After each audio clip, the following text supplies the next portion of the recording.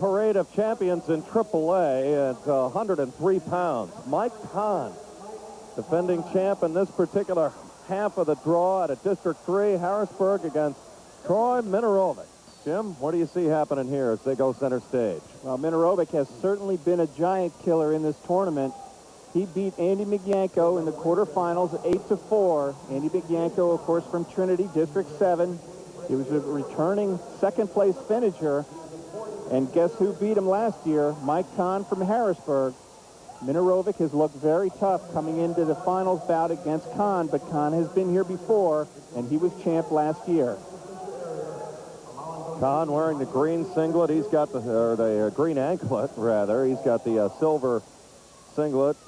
One of 9 wrestlers from District 3 that made it all the way to the AAA finals. There's Kahn with one of his patented moves. He's got such great thrust in his upper body, Jim, and he can really finalize from there. Yeah, that's a simple fireman's carry. And if Mike Kahn can get that move, Minarovic is in for a very, very long day, because Mike Kahn does that better than anybody else in the state. Kahn's coach, Jesse Rawls, he comes in with a record of 29-2. Jesse Rawls, that's all you need to say. He's a legend in this part. Jesse Rawls, a member of the PIAA Hall of Fame, and also a state champ himself back in 1966 for John Harris High. John Togus, the coach for Troy Minarovic. Again, he's out of Parkland. Boy, they've had a great year in District 11. Parkland, he's seen a lot of thunder with, Nazareth, all those teams. Easton, among others.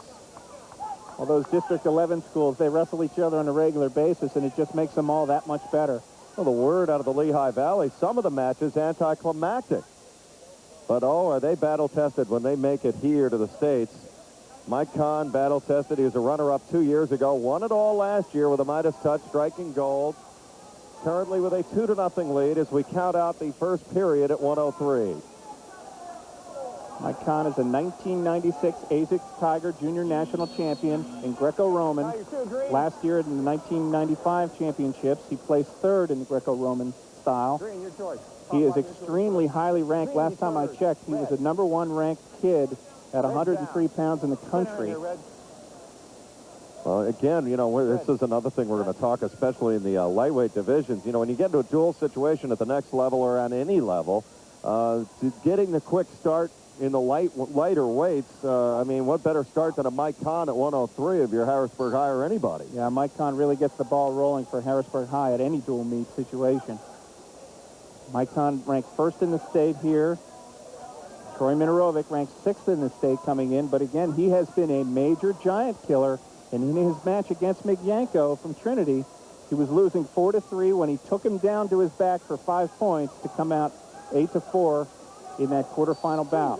Well, Migianco came in highly touted. Of course, he is a placement winner here in the States, and a lot of people had him all the way into the final against Kahn in that upper half of the draw at 103. But again, it doesn't really matter about reputation. I guess if you have one, the target is more fluorescent. Kahn tries to put out a fire, leading 2-0. Early portions of the second period at 103. Mike Kahn did get warned for stalling. The referee feels he's just kind of riding out Minarovic. He's got to work for back points. Kahn digs that chin in. That's the subtleties of this sport that you don't really see an awful lot. So you really get up close, or, you can really, when you're watching today, get an idea. He is digging in there. We talked about that fireman's carry that Mike Kahn has. He hit 2 fireman's carries against Harley Anderson from Mount Pleasant, District 7, in his semifinal bout to win 8-5 to move into the finals. So far, not much action. I think now the referee's going to look in and kind of tell him to get moved. Kahn tried to get an arm locked in there, Jim, and he's been working it. But so far, nothing really major against Minarovic. Minarovic just about out. He's got a good stand-up. That took an awful lot just to get off the floor there, because Kahn really had a big advantage as far as leverage goes. He puts a tough ride on it. It's very difficult for the bottom man beneath Mike Kahn to be able to stand up with Mike Kahn clinging to him like a wet blanket. He's got kind of a spidery look, especially in his upper body and the shoulders, and it really kind of, it swings wide, Jim, and it makes it very difficult. And, you know, that's why Minirovic getting off the mat that time was so impressive. Yeah, it's very difficult to get out and get away from Mike Kahn. Out of bounds, red down. Out of bounds. We'll talk about the out-of-bounds marker being a wrestler's best friend sometime and being the ultimate equalizer of trouble. You always want to know where you are. In situations where wrestlers find that they're in deep, deep trouble, one of the first things that they're coached to do is, hey, where am I? Where's that out-of-bounds line? And geez, if I can, why don't I get the heck out of here? Now, there's that stalling point. A stalling call. That's 2 points now from here on out, right? Mike Kahn, you can hear the crowd. They didn't like that call. Mike Kahn is being warned for stalling again for just riding his man from the top position. He's got to work for a fall. The referee didn't feel that he was working hard enough, and he warned him again for the second time. Kahn will get the option. He's going to go down because that's where he can score from. Easier to score from the down position than up top. Mike Kahn usually comes firing right out.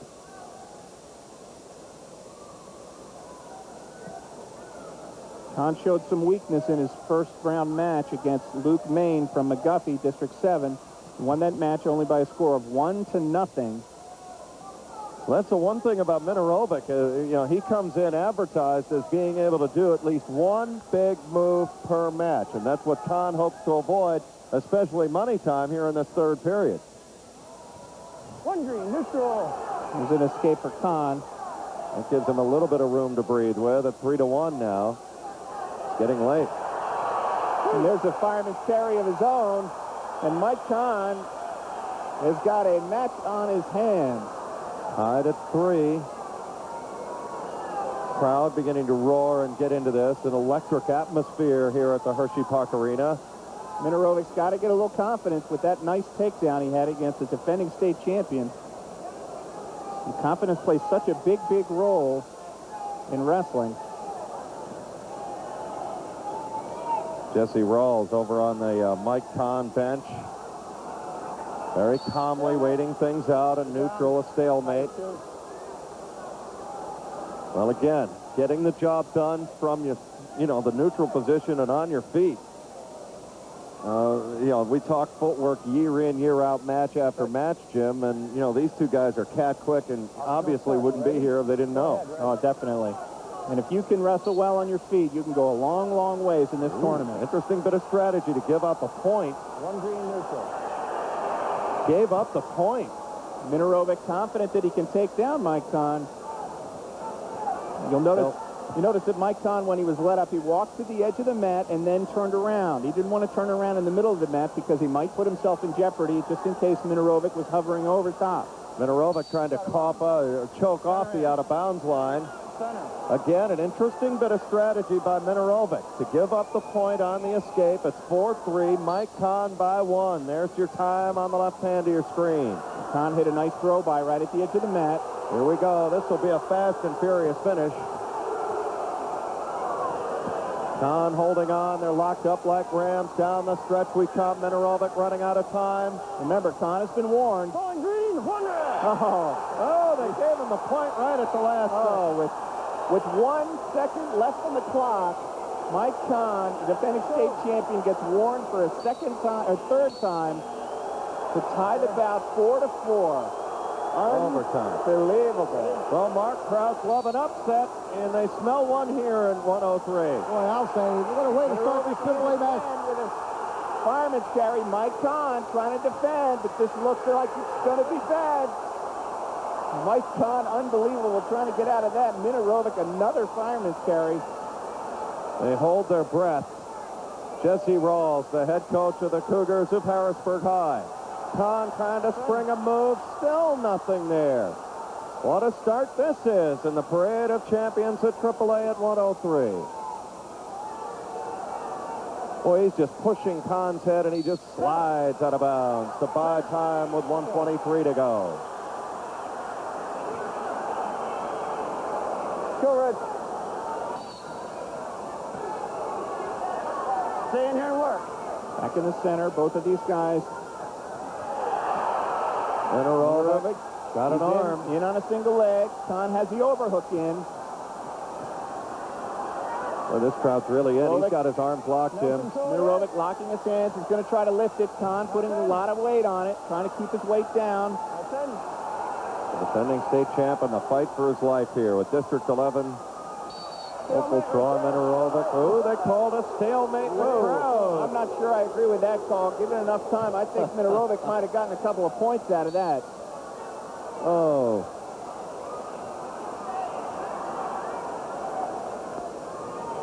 Now Khan with a duck under, and another one right back at him. Khan has not really sprung the big move.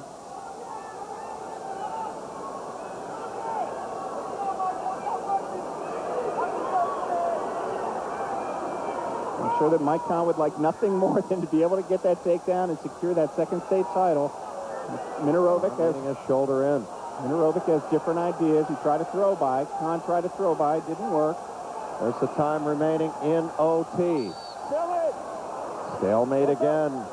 Let's go. Well, like a yellow flag in auto racing, you're going to go off the restart. 15 seconds to go. In overtime, tied at 4.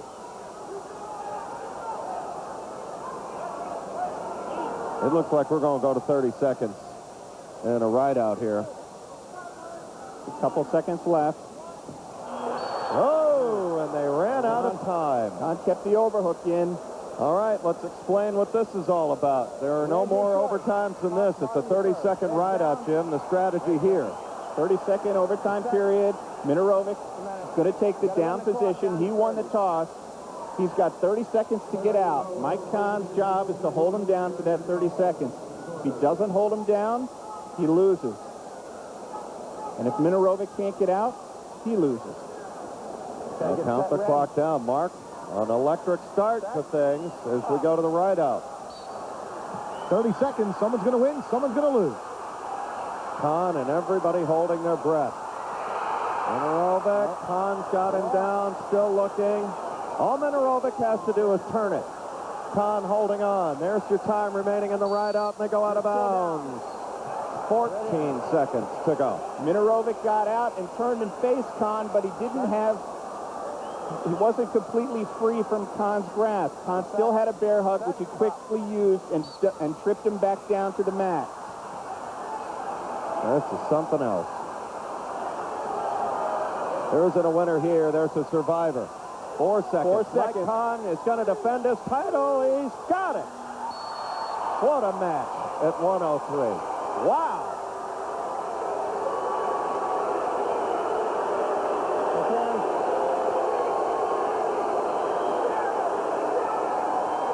Oh, the gambit of emotions you run. Wow, what a start that is. Khan wins on a ride out. Be there for the fun as Hershey Park celebrates its 90th birthday during grand opening weekend, May 10th and May 11th at 10 o'clock in the morning each day. Also want to remind you that this broadcast is underwritten in part by the dairy farmers of the Pennsylvania Dairy Promotion Program to remind you that your body needs strong muscles, steady nerves, and quick energy to compete in today's athletics. Your body needs the right fuel. Got milk? Tell you what. Well, you needed milk to get through 103. We go to 112. Chris Kelly, Easton area. Boy, the Rovers rugged. Out of District 11, Kelly a senior. Jared Sullivan, District 3 out of Southwestern, a Mustang. He's a junior at 34-0. This is a pick-em match at 112, Jim. Chris Kelly in the red anklet. Jared Sullivan in the black and white uniform wearing the green anklet.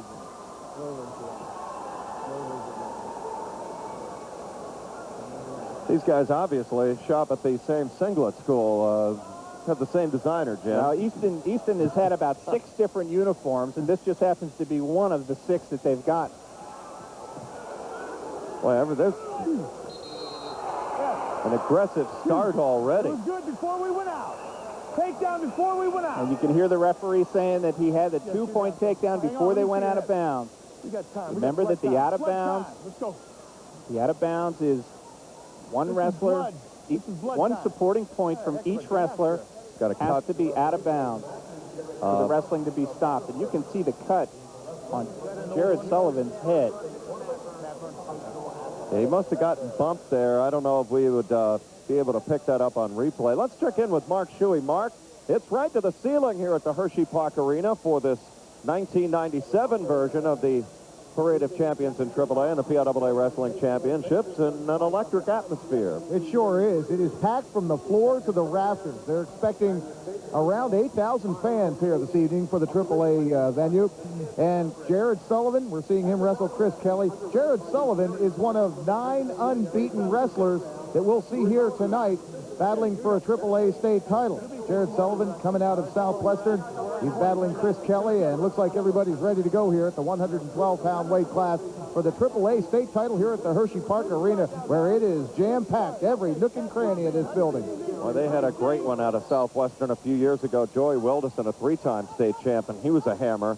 Joey Wilderson, a 4-time finalist, 3-time state champion. Won him back in 1988, 89, and 90.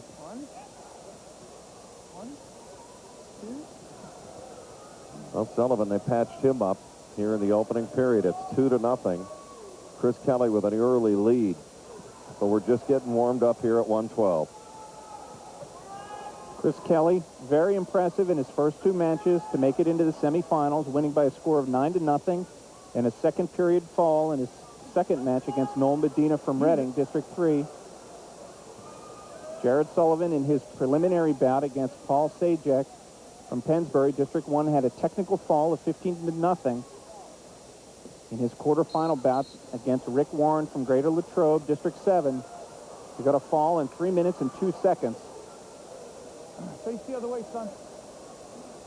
One thing, we do have the referees, Mike, so you'll be able to see them kind of control the tempo of each match as we move along in AAA. And, Jim, you've always said you really like an animated referee that really lets you know where they stand, and you seem to think there's more consistency in a match if they are animated like that. Oh, I really believe that. I think it's good when a referee lets you know exactly what he's thinking, what's on his mind. You know, if you think that the referee's going to call stalling or something, you're gonna pick up the match a little bit. But if he tells you, hey, son, pick up the action, or you're going to get warned for stalling, that gives you a little incentive to make things happen, because he's not just kidding around when he says something like that. Yeah, a lot of referees really dictate an aggressive style out there. They want to see some shot making, if you will, out there, and that's where we're at as we go to the second period, 2-0. Now, it's a bad sign that Jared Sullivan could not get out from Chris Kelly from Easton. Sullivan has done such a good job of being able to get out from the bottom position. Green, it's your choice. Kelly was just too tough. You want on top, son? He's on and top. rides him out. Mark, Chris Kelly out of Easton area. The Rovers and Nazareth have been in absolute Lockhorn death struggles all year long in District 11, and it's going to show up here tonight as well as they look to take home gold for District 11. Take a lot back to the Lehigh Valley tonight. Scores. Nazareth currently leads. This is after the consolation round with 77 points. Easton, they're in second place with 74.5 points. And don't think for a second that team title is unimportant to the guys that are here. It is. You can see a series of switches and re-switches here. Jared Sullivan just doing a good job of just trying to hang on. Chris Kelly, of course, in a very good position. He's in deep on the legs of Jared Sullivan. He's going to get a 2-point reversal. Watch the toe. Comfortable lead of 4-0, but, well, in football terms, you're a Hail Mary or a technical fall away from getting right back in it. It's the great equalizer, you've always said, Jim. Don't go on that toe. You can pin and win. Jared Sullivan, as we mentioned before, pinned his opponent in his quarterfinal bout.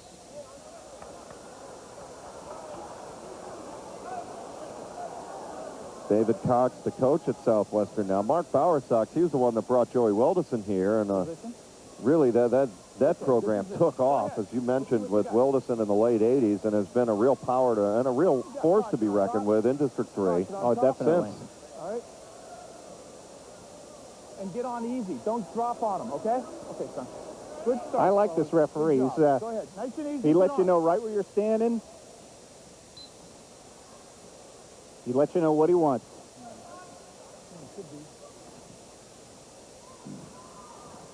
And again, Sullivan could not get out from Kelly's takedown in the first period, so he's going to have a tough time trying to get out throughout this remaining 46 seconds in the second period.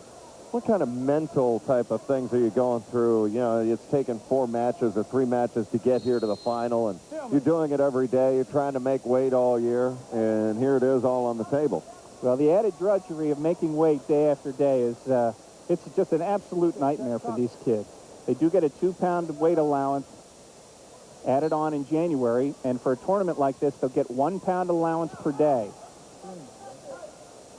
Not that that's exactly charitable. 1 pound, I mean, we've seen guys running stairs here at the arena. Oh, sure. A lot on Thursday morning. Not uncommon for wrestlers to come in and not make weight and have to run around, jog the track, do whatever it takes to make that. You get, what, about 20 minutes? Is that it, or a half hour? Well, I don't know. In the tournaments, I'm not really sure how much you have. There's a weigh-in time where they'll have the weigh-ins open for like an hour or 2.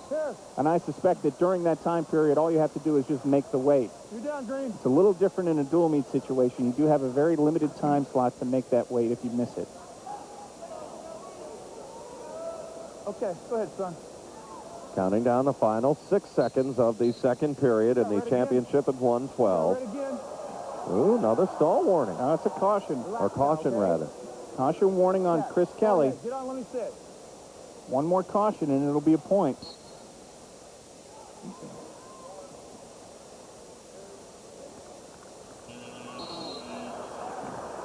All right, here we go.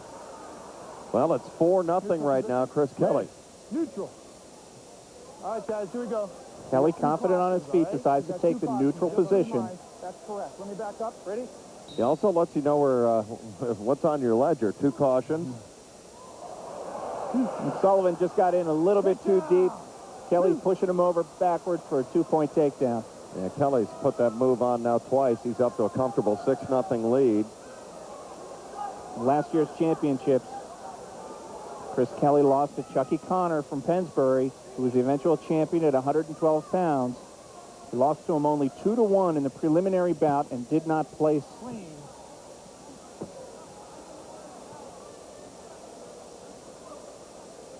Chris Kelly was also a Mannheim Holiday Tournament champ this year at 119 pounds, down, of course, now at 112. These guys had to get through a semifinal round earlier in the day at 8 in the morning. Whew, that's a long day. And they start right and early, right at 8 sharp. Yeah, it's not 8:05, 8:01, 8:03 and a half. It's 8.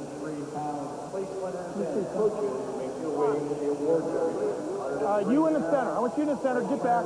My time. Let me see what we got. Come here. Just clean him off. I don't think he's bleeding. Clean him off. So let me see you. This is mine. He's got right here. Not that. This. That's all we got. Okay, my time. Let's go. Let's go. You're down. I talked with Dr. John Hosage, who is the head rules interpreter for the PIAA.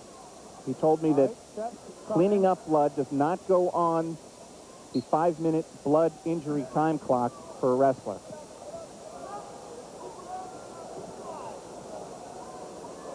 Once the blood is stopped, any time taken to clean the blood off of the wrestlers is really the referee's time and does not count against the individual wrestler.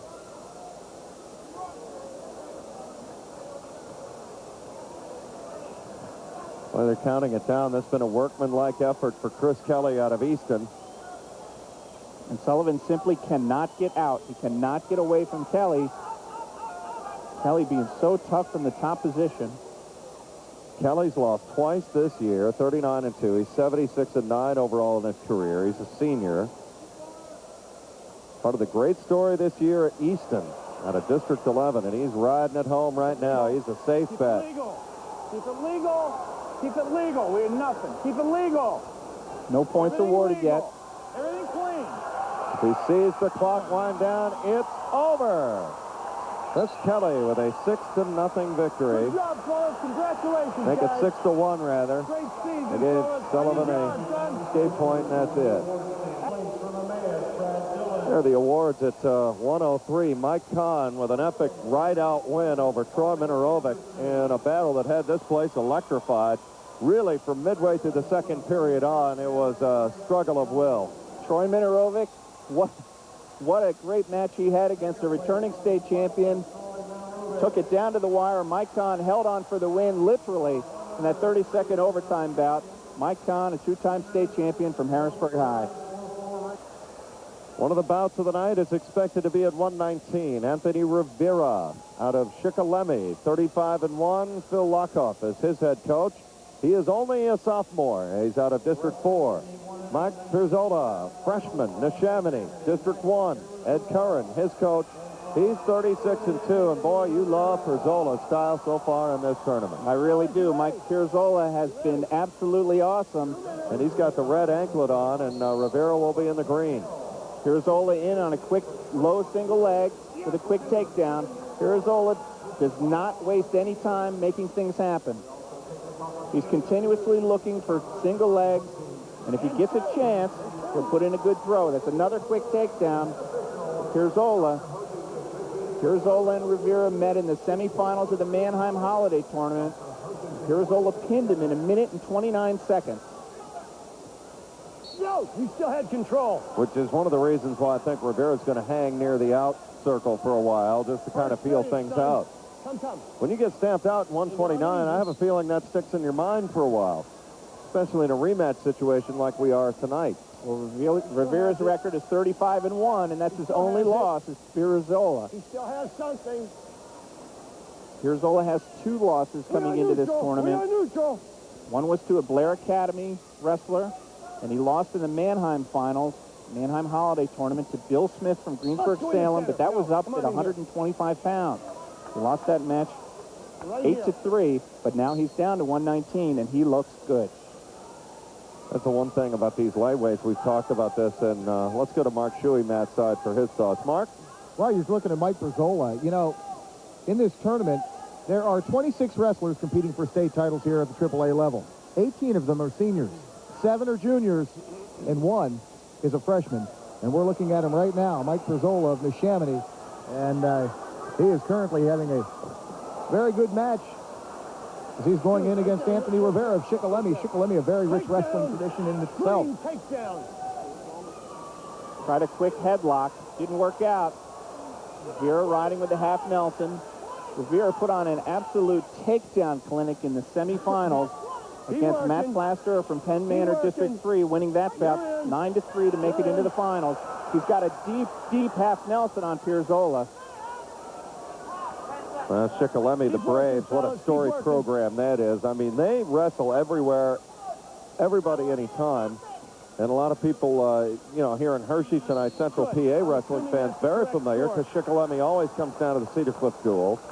And again, the Mannheim tournament, they will go anywhere, anytime for a good match. Well, they're not afraid to duck anybody, that's for sure. They move right along. Mannheim tournament, of course, one of the premier holiday tournaments in the state. Pirzola entered the tournament last year, 96, losing only to 4-time state champion Jeremy Hunter from McGuffey, District 7. Mike Pirzola's never been to the state finals. I got a 5-4 going on. Pirzola holding the 1-point edge right now. Only a freshman out of Neshaminy. Boy, a lot of freshmen have come in. It's tough to do. I guess the one freshman that, you know, seems to stick out with everybody is Kerry Colott, coming out of Jefferson Morgan, being named best wrestler that one year. But, I mean, there have been a lot of 4-time champs. Okay, now in. Anthony Rivera had a very tough time against Brad Mockler from Cannon McMillan, District 7. Got himself in trouble there, and Rivera is really making him pay. Trying to get it turned Pirzola through. has a hold of that foot. The 2 points has not been awarded. You're neutral. You're neutral. It's in the quarter Nelson, trying to get around behind. You're neutral. The throw by didn't work. Pirzola did a nice job getting out of that deep trouble. Start a blood clot. Now you say the difference. Start the blood clock. Let's go to Mark Shuey. Mark? Yeah, Anthony Rivera has a bloody nose right now, and that occurred when Berzola more or less tried to wheel around and kind of pinned his face to the mat. He came right up, had the bloody nose. Referees are right there to stop it. And you're looking at these two tremendous athletes, and these guys are in tip-top shape. Each and every athlete here tonight are in supreme condition. No Big Macs, no Dairy Queen Blizzards for these guys. And they take that dedication from the mat onto the classroom as well. You know, of the 26 wrestlers here tonight, the average grade point average of all the wrestlers combined is over 3.0. That's amazing. That's dedication in the classroom as well as the wrestling mat. Well, just the mental capacity to be able to maintain weight, Jim, I think shows discipline enough. And I'm not real surprised to hear that they're all very well and doing very well in the classroom either. Just from the drudgery, you say, they put themselves through willingly to be good at their own sport. That's an important part of wrestling is maintaining weight.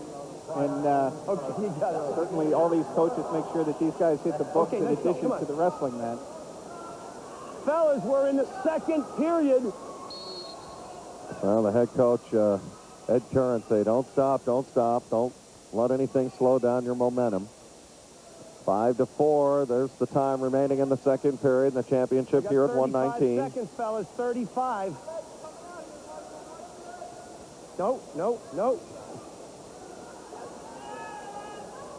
Again, doesn't look like much on your screen, but again, you've mentioned isometrics and the amount of energy that is exerted going shoulder to shoulder like that. The straining that is involved with these two wrestlers going head-to-head. All right, who's blocking? Let's go. Watch your hands.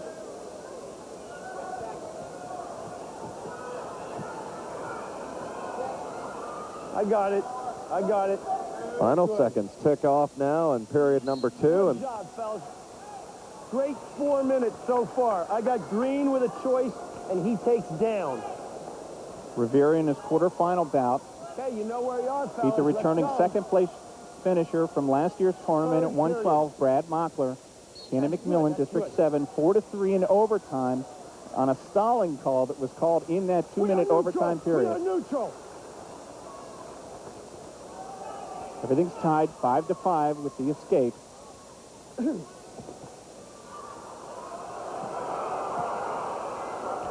going to be one. 5-5. Gave a point there. There you heard the score given by the referee. Well, we expected a lot of tight tussles. I guess 5-5. Third period is as tight as it can be. Don't get careless with the hands. That's an interesting point the referee makes to wrestlers there. Watch the hands, watch the hands. Obviously, he is. Very careful about eye gouging, that sort of thing. Watch their heads. Dangerous moves, anything like that would be. Come on, let's go. We got 108. Tells the time. Berzola did not put his feet. There, He puts his hands down, that's 2 points. Good call by the official, heads up. He hadn't put his hands down until then. Neutral. Anthony Rivera, his only loss to Mike Berzola, as Jim mentioned, in the Mannheim tournament. It's a 7-6 lead by 1. There's your time remaining in the match at 119.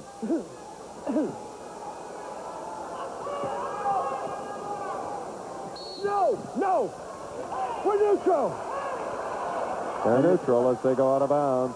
30 seconds remaining. Mark Shuey. Letting Coach Phil Lockoff looking for a second straight state titleist last year at 171 pounds, Kurt Reed. Shikellamy won the state title of AAA class. This year, Anthony Rivera is 27 seconds away from a second state title for Shikellamy. Kurt Reed was a hammer last year at 171. There it is. Only 1 point separates the two. And we go down the stretch. A couple of seconds left. Berzola's got to make a move if he's going to do it. He's got to do it now. They go out of bounds. 2 seconds left. Still time. Don't think for a second that there's not. They ran out. That'll do it. Anthony Rivera avenged his only loss of the season. Now the awards at 112.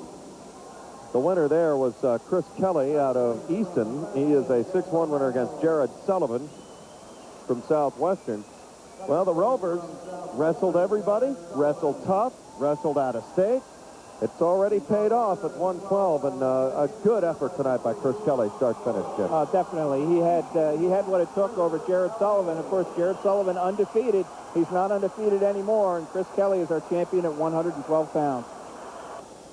To 125 out of District 3 Reading, a junior, Kevin Mayer. His coach, Joe Ferrari, he's 34-2. Chris Vitale, he's out of Nazareth. We're going to see a lot of them now. Here come the run on Nazareth wrestlers. Ray Nutemaker, second winningest wrestler in the state behind Cedar Cliff's Bob Craig. Vitale is 35-2. And this is another one of those pick-em match, although Vitale probably coming in a slight favorite at 125. Coming into the tournament, Vitale was ranked second in the state. Billy Smith from Greensburg-Salem was ranked first in the state. Greensburg-Salem, of course, District 7. Billy Smith was upset early on by Chad Filson from Redland, District 3. Mayer beat Filson from Redland to make it into the finals 3-1. Trying to swing that leg over. Mayer trying to dig for the out-of-bounds area, and Vitale trying to keep him around. One of the things that Mayer is so good at is takedown. He is outstanding on his feet, and one of the things he did to beat Chad Filson from Redland, who took third in the state last year, was to take him down. Nobody else could do it. Reading has only had one other champion in the history of this tournament. That's hard for me to believe. Really. With as much history as there is there, that they only have one champion. Mayer in again. Gets a 2-point takedown. So Mayer with the early 2-0 lead. And in last week's qualifying tournament, the South Central Regional Tournament, Mayer beat Chad Filson again. He was a third-place finisher from last year.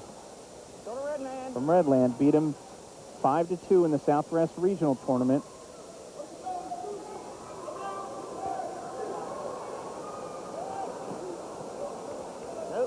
Back in 1996, Vitale lost to Brad Mockler from Cannon McMillan, District 7,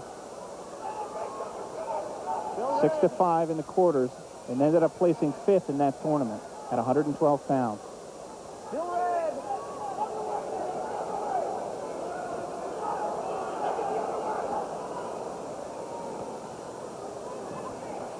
Championship at 125, and the period wins out. Kevin Mayer with a 2-point lead. Green man, top, bottom, neutral, or defer. Green defer. Red, top, bottom, neutral. Again, we've mentioned everybody always seems to defer. I don't think anybody... Yeah, I'll take down here in the second period. That's unusual for a wrestler to take the down position. Where we got it set? Maybe about medium or so?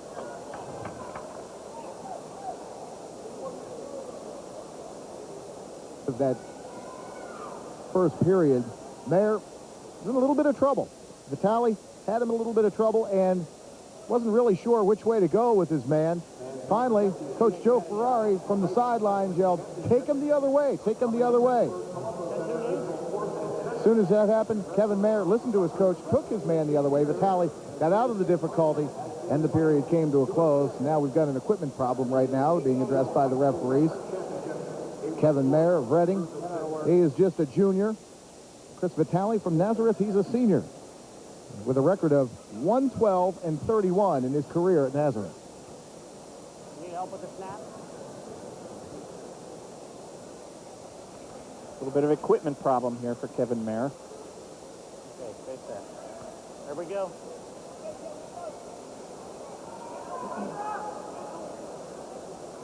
Okay, you're set. Don't move. Top on. Well, Ray Nunemaker, he is one of the coaching legends in Pennsylvania. No, still green. Still Mayer green. working the switch with a high leg over. Vitale Still green. with his counter rolling towards the edge of the mat. Mayer's definitely got Vitale in trouble here. He's got that bridge out spread as far as you can go. Mayer does. And I'm sure that Vitale's hoping for a stalemate situation to be called. Still got green controlling here. Break, stalemate. Red, still bottom. Locked up, 124 remain in this second period. Familiar to people from the western part of the state as well. He grew up in the Pittsburgh area, went to North Hills High School, and his father still lives in suburban Pittsburgh. Vitale looked very impressive in his semifinal bout against Mark Mansueto, a senior from Westchester East, who was undefeated from District 1. He pinned him in 3 minutes and 30 seconds. However, he struggled against Brandon France, a senior from Bellefonte High School, District 6. 4-4, the score was, with 7 seconds left on the clock. Vitale got a takedown to make it 6-4, and that stood to put him into the semifinals, and of course beat Mansueto in the semifinals, and now he's in the finals against Mayer from Reading.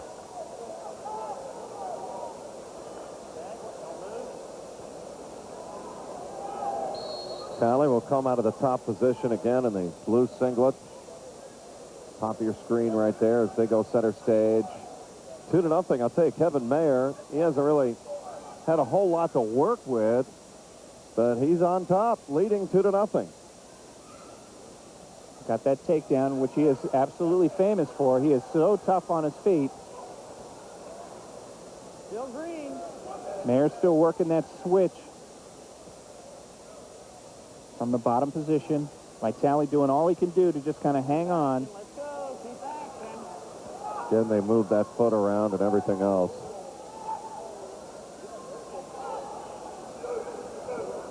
Quick shoulder roll.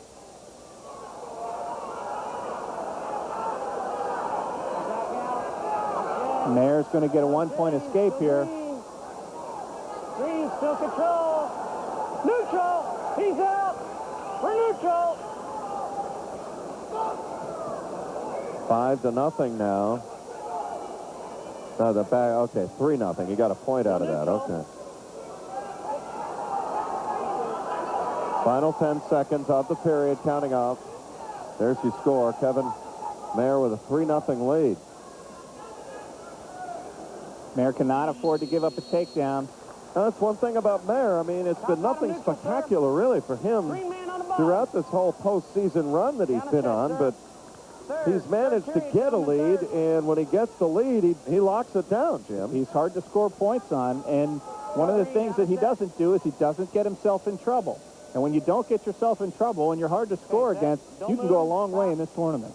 Here's where he's going to be tested a little bit, because Vitale will come out of the bottom position looking to score. He couldn't get that leg to come through, and you can see he's getting a little frustrated now. And again, you mentioned he's really got his guard up. Mayer does, and again, just almost impossible to score on. And he's a frustrating guy, I think, to wrestle for a point machine, much like Vitale has been all year long. Yeah, he definitely is. Mayer has a good bar arm in. So one thing, I mean, these guys are 125 pounds, everybody, and you start looking at their upper body, they look like 180, 190. I mean, Mark, that's the one thing that blows me away every time I come around here is just the strength of these guys in the upper body, especially the lighter weights. Yeah, no question about it. And the lighter weights, these guys are known more for finesse and for their technique, but my, oh my, you look at these guys, and these guys are really stuck together. There's absolutely no body fat. They're all muscle, and their upper body is very, very strong. And that's evidenced by each and every wrestler here at the state championship round. Vitale got that reversal, and he's got a bar arm in deep against Mayer. 54 seconds left in the final period. Well, it's been kind of quietly building. And boy, that shoulder is, that's the one thing you always hear about. And everything, something's hurt, really. I mean, at this time, and you tell me this every year we come here, Jim, something's not right. These guys and wrestle. The cards are down. You obviously don't want anybody to know. and have another look at just some of the power and ferociousness that's going on out here. Vitale's got that bar arm in, and of course he's pushing just a little bit too hard. The referee stops it, potentially dangerous. But nevertheless, Kevin Mayer's arm is a little bit hurt. So good. He's drinking. We're still clocking. Go ahead, take your drink. You're still cut. Cut. What do we use? Coach, 44 seconds, 1 timeout. You're down. Coach, 44 seconds, 1 injury timeout. Set. Don't move. Let me tell him, bottom. He's using optional start. Stay set. Go ahead. Had my coach jacket on. That's off now with 8,000 plus in here. Vitale confident on his feet. He's going to let Mayer up. Mayer quickly in on a single leg. And you mentioned Mayer is tough to score points on. Vitale has gotten one move through and is still alive with 30 seconds to go. This is the championship at 125. That District 11 contingent that's made its way down from the Lehigh Valley be trying to climb behind their man out of Nazareth, PA. 17 seconds left. The takedown will win it for Vitale. Or tie it for Vitale.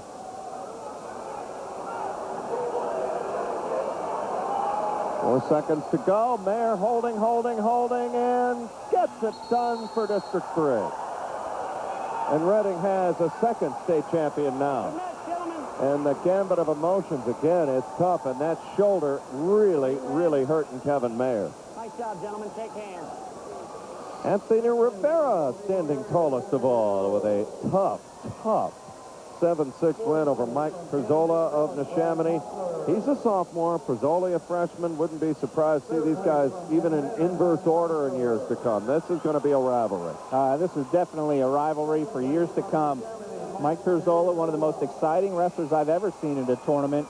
Anthony Rivera, one of the most gifted wrestlers I've ever seen. Of course, Anthony Rivera won this one at 119 pounds. He's the state champ for Shikellamy. Go to 130 now. Andy Cote out of Nazareth. Surprise. Ray Nunemaker, his coach, he's 36-1. Hunter Gano out of Bald Eagle area, District 6. They're in the team title hunt. Richard Rhodes, his coach, 37-3. A lot of pundits, including yours truly, you, Jim, say that this is a pick'em match at 130 here. This could go either way. Yeah, this is anybody's guess. Bald Eagle area, the #1 ranked team in the state, qualified a number of its wrestlers. I think they had 10 guys at the championships.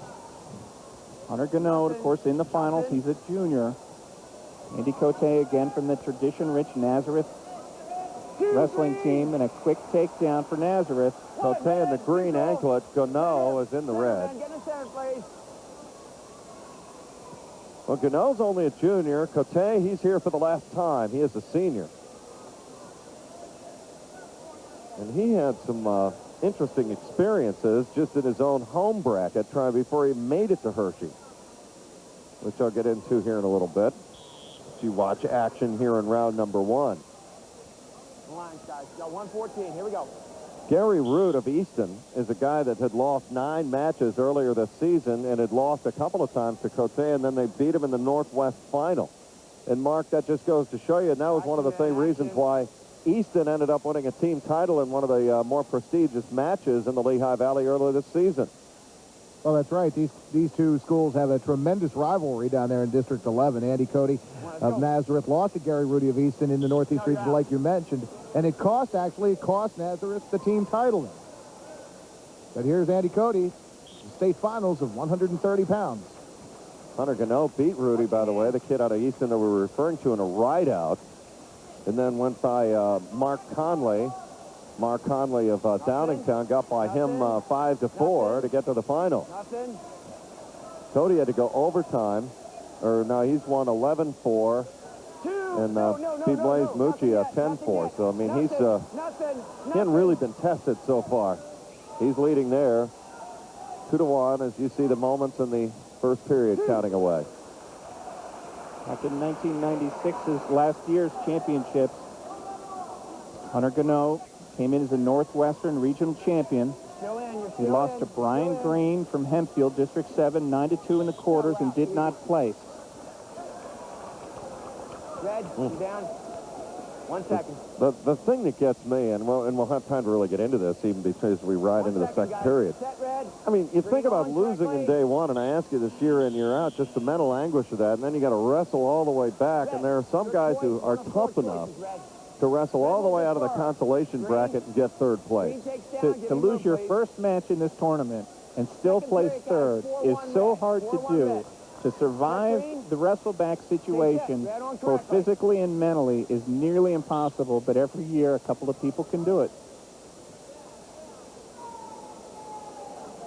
Really, really, really tough. We're out of bounds. Well, 4-1 right now. Nazareth looking to make it 2 for 2. In last year's 1 out of 2, rather. In last year's championships, Cody lost in the finals to Jamar Billman from Easton, 11-4. Got one, we're neutral.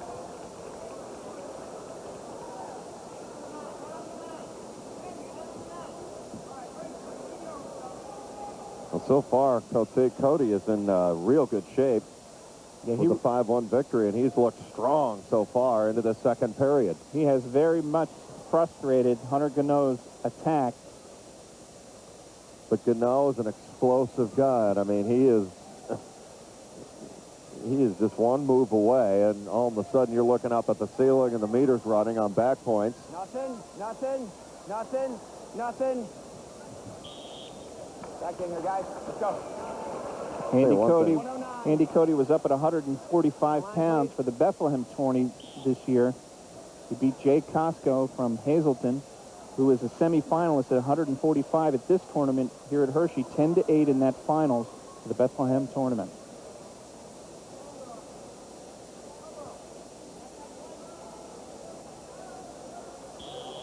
Kind of a quiet roar from the crowd as we hit stalemate.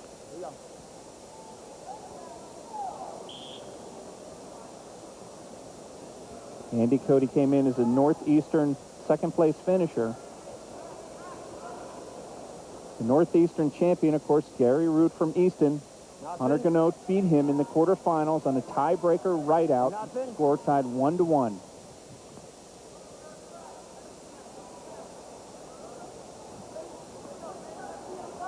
Nothing. 2. Another 2 points for Cody from Nazareth.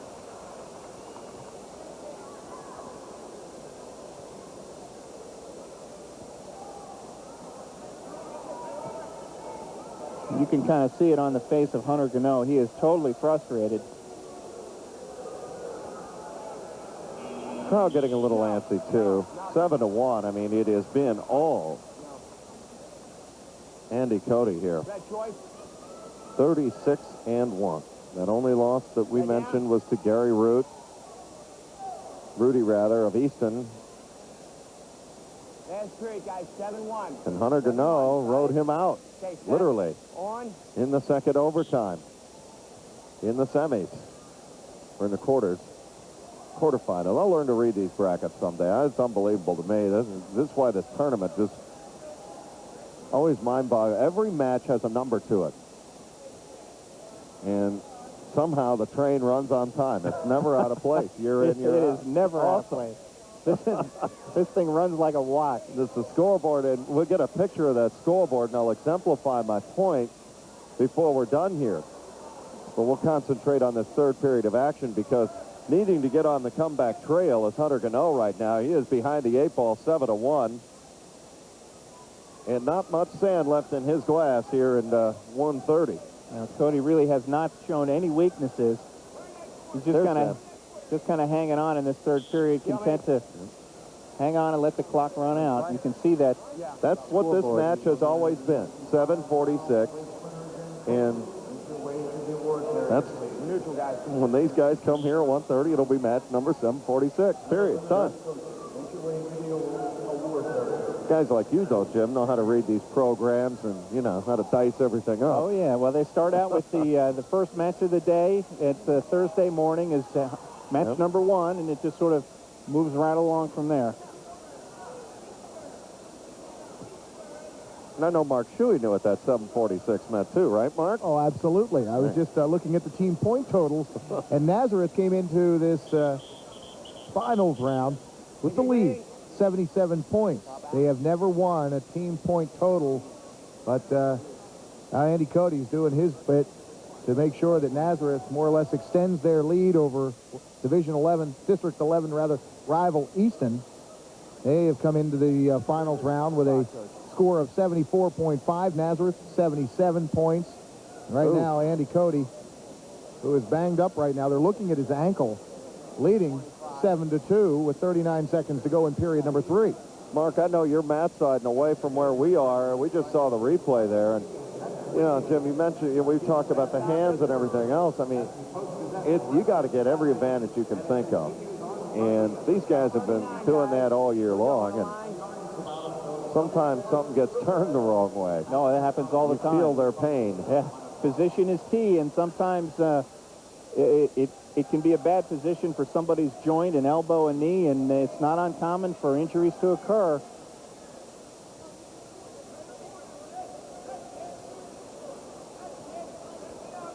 Cody knows that if he just hangs on to this leg, he's going to be a state champion.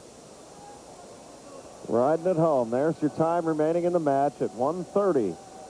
Andy Cody out of Nazareth. Ray Nunemaker's got himself another state champion now. 1 for 2 so far. Chris Vitale had lost at 125, but Cody makes up the difference at 130 as they count it out. That'll do it. So that's an impressive performance from Mr. Cody. 7-2 is the final. As we go to the medals stand, Kevin Mayer of Reading, only the second state champ in Reading history to make it here to PIAA and strike gold. Chris Vitale out of Nazareth, a disappointing runner-up. I know he would have liked to have had certain moments back, lost 4-2, but that young man, as you said, Jim, so on the mark, tough to score on. Kevin Mayer from Reading, one of the toughest guys in the tournament to get a takedown against. Kevin Mayer not expected to do particularly well in this tournament. He came alive at 125 pounds, and he's our champion from Reading, District 3. Go to 135. Easton, another rover. Here we go. A senior out of District 11. Brian Snyder, Steve Powell, the coach, 39-1.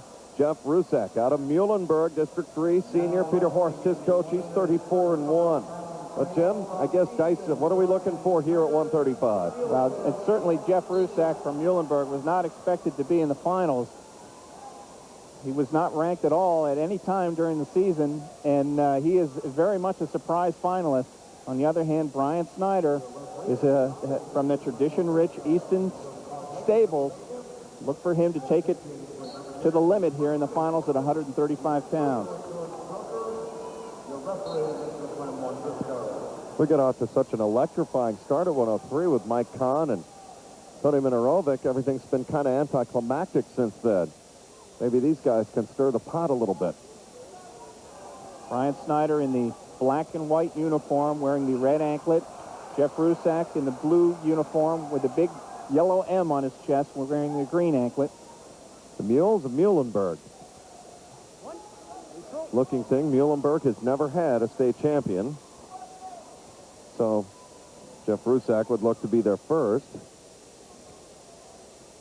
Well, what a year for District 3 in this tournament. I mean, you look up, and Manheim Central is really the only one that's going to place maybe in the team standings. But, boy, 9 guys from District 3 in the final. Central PA region. 2-1 the score right now with Brian Snyder out of Easton with the 1-point edge. Another 2-point takedown for Brian Snyder. I should mention that the coach for Muhlenberg is Peter Horst, who won a state championship for Schuylkill Valley District 3 back in 1987.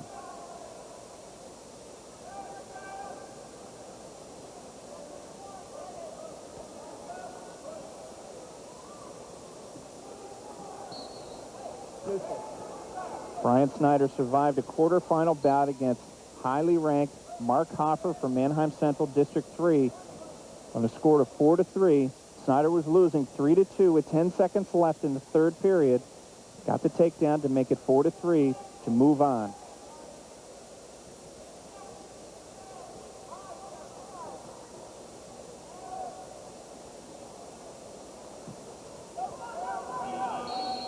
End of the period.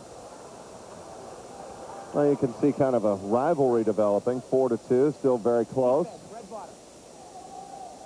Again, the footwork, Jim, I mean, we talk over and over again. It's just the fabulous footwork these young men show all the time here.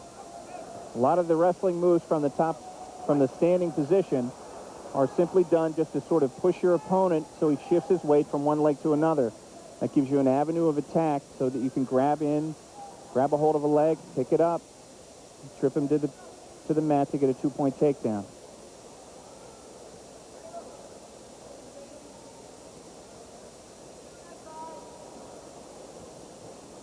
Jeff Rusak from Muhlenberg. Aggressive move from the neutral position. Okay, Red? Okay, let's work in. Okay, guys, hold. 5-2 the score right now. Brian Snyder out in front. Well, Rusak's more than holding his own right now. Trying to dig in, looking for that takedown, trying to get a single leg clamped in, but nothing yet.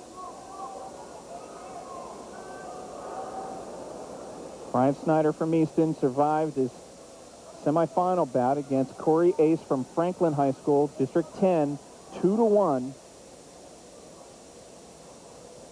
Jeff Rusak also struggled in his semifinal bout against Justin Giovinco, only a 10th grader from Plymouth White Marsh High School, District 1, 3-1 in overtime. Rusak won his semifinal bout. You're out. Still neutral. Let's work in the center.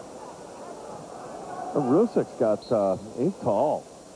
He's a tall, lanky wrestler. It's difficult to get in and get points on him, but so far, Snyder has done a fairly decent job with duck unders and double legs, just like that. Excellent counter that time by Rusak to avoid points. This time, can he get out of it? Making the turn? No, he's going to have 2-point takedown there for Brian Snyder. Brian Snyder just in a little bit too deep. Rusak tried to kick him over. The thing about Snyder is the power, again, and the shot quickness of his upper body. You can see that just from those arms, taut, tense like they are. Final seconds of the second period. And again, he's got Rusak in trouble. He's got to bridge his way to the out-of-bounds area to avoid further damage. He's been dominant again. Look at Snyder. I mean, he's got paw prints all over him. Half the face is red.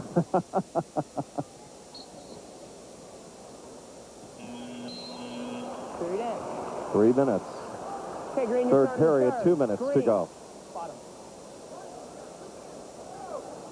Well, for Rusak, at least he can come out of the bottom and try and get a rally started early.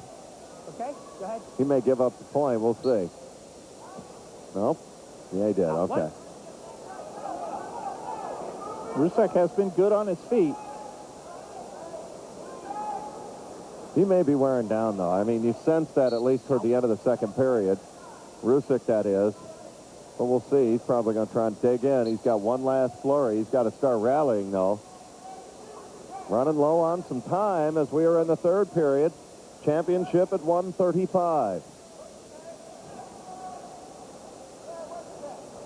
Rusak, one of the good things about him is he does not run out of gas. He's going to go the entire match as long as there's still time left on that clock. You can figure that he's going to be working hard. I think he got hit in the eye there. Need some time? Now, one football term they always use about intensity is, you know, what kind of motor does that guy have? I think we've seen a lot of good motors so far today, haven't we, Mark?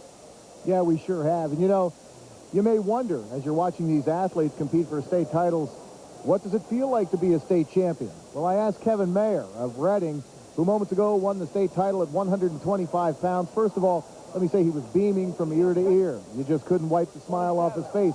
He said it really wouldn't sink in until the morning. But then he went on to say, you know, this is the culmination of a lot of hard work, a lot of runs around the block before the sun comes up, and a lot of, like I was saying earlier, watching your weight, not eating the Big Mac or going to the Dairy Queen. But he said it's all worth it, and he said it'll sink in tomorrow. But tonight, you can't wipe that smile off the face of the 125-pound champ, Kevin Mayer, out of Reading. Well, right now, 135, Brian Snyder. He's dominated this match, and right now he's got a comfortable 4-point lead. This time you just guard against a letdown. You don't want to leave a crack. And Snyder just got warned for stalling, but it's going to be pretty much meaningless because he's got such a big lead. Unless Rusek can get a takedown. Snyder knows. Yeah, sorry, Jim. He knows he could just back up and get warned for stalling a couple of more times. There's only 35 seconds left in the clock. Well, he is so compact and, again, so muscular, especially in the upper body, that, you know, it's got to be virtually impossible to look at him and think of him giving up a lot of points. Yeah, that's definitely true. He has really frustrated all of Rusek's attacks.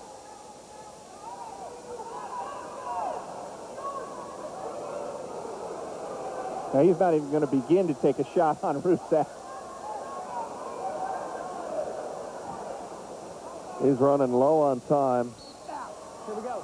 Russo gave it the good fight, but Right here.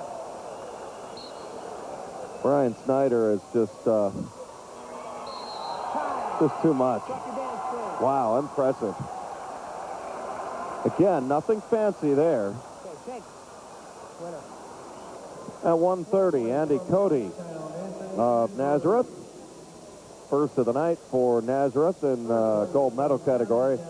Impressive 7-2 winner tonight against Hunter Gano, and Gano just couldn't get anything started tonight. No, not at all.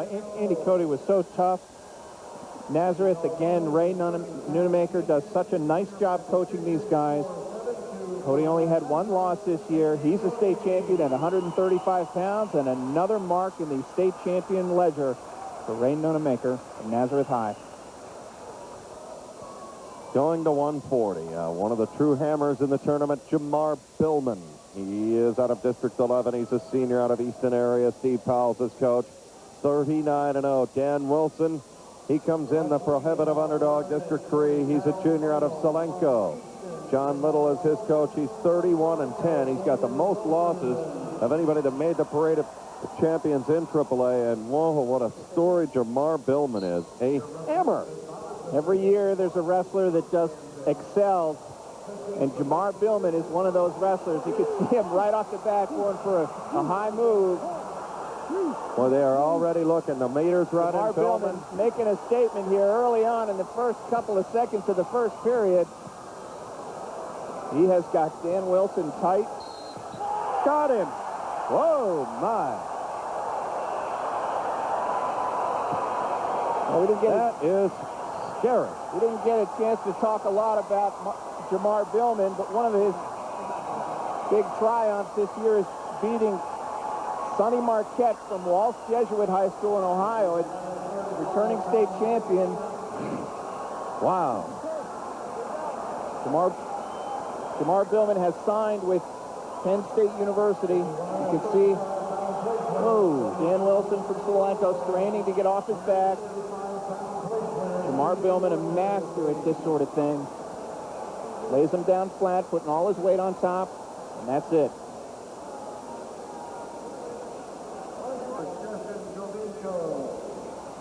At 135, Brian Snyder out of Easton, the winner. And he is a 7-4 winner against Jeff Rusek. And tough to score points when you've got a guy with this kind of upper body. Well, Brian Snyder from Easton, you can guess that his workout partner on a regular basis, of course, our champion at 140 pounds, Jamar Billman. And the emotions that you feel, the work and everything else, it cascades forward for Brian Snyder. What a great moment for him, and one that he will always remember. Champion at 135.